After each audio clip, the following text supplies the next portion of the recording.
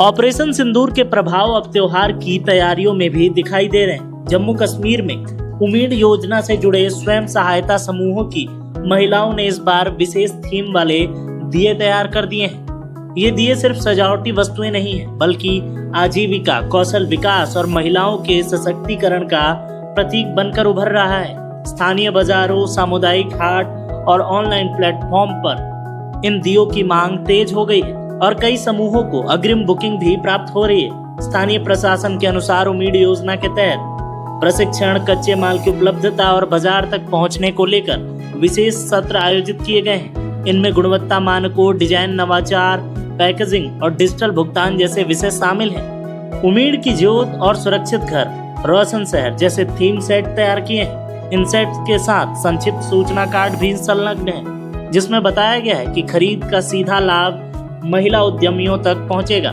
स्थानीय बाजारों में इस पहल का स्पष्ट असर देखा गया है। त्योहार से पहले ही आयोजित प्रदर्शनी और हाट में इन समूहों के स्टॉल लगाए गए हैं और वहां पर लगातार भीड़ हो रही है।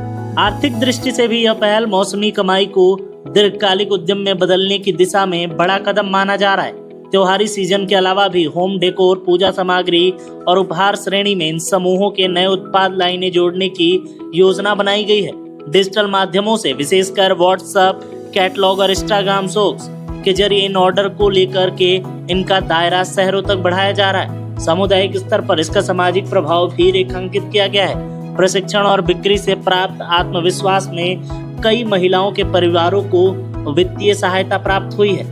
त्योहार के संदर्भ में ऑपरेशन सिंदूर का प्रतीकात्मक पक्ष भी चर्चा में है। सुरक्षा, विश्वास और सामुदायिक सौहार्द का संदेश इन दियों के डिजाइनों में उभरता है। प्रशासनिक सूत्रों के अनुसार सार्वजनिक स्थानों और कार्यक्रमों स्थलों पर व्यवस्था और भीड़ प्रबंधन के दिशा निर्देश भी जारी कर दिए गए हैं, ताकि बिक्री और वितरण के दौरान कोई भी असुविधा ना हो।